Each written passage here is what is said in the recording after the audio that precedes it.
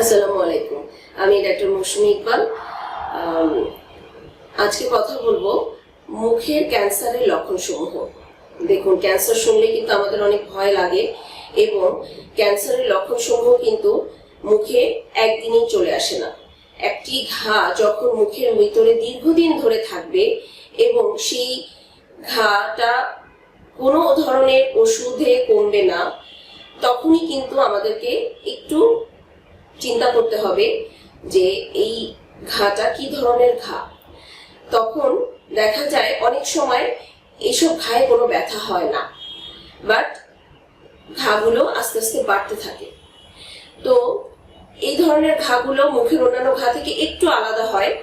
যেমন ঘাগুলো দেখা যায় যে ফুলকপির মতো বাড়তে থাকে এবং দাঁতের মাড়ির কাছে লেগে থাকে। অনেক ঘা আছে জিহ্বার ভিতরে বড় করে ঘা বাড়তে থাকে এবং ভিতরের দিকে যেতে থাকে এবং অনেক সময় জিহ্বাটা নাড়াতে কষ্ট হয়ে যায়।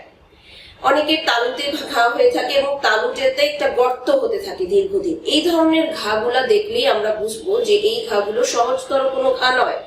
তখন আমাদেরকে অবশ্যই মুখের ক্যান্সার বিশেষজ্ঞ যারা ডাক্তার আছেন তাদের শরণাপন্ন হতে হবে এবং খুব দ্রুত চিকিৎসা পদ্ধতি গ্রহণ করতে হবে। এবং এই মুখের ঘা নির্ণয় করার জন্য আমরা বায়োপসি করে কনফার্ম হতে পারি যে এই ঘাটা আসলে ক্যান্সার কিনা। সেই পদ্ধতিতেও আমাদেরকে যেতে হবে। তো অযথা ভয় না পেয়ে অবশ্যই আপনার মুখে ঘা থাকলে একজন ওরাল এন্ড ম্যাক্সিলোফেশিয়াল সার্জনকে দেখাবেন। আশা করি দ্রুত আপনার চিকিৎসা পদ্ধতি শুরু হয়ে যাবে এবং আপনি ভালো থাকবেন। Thank you.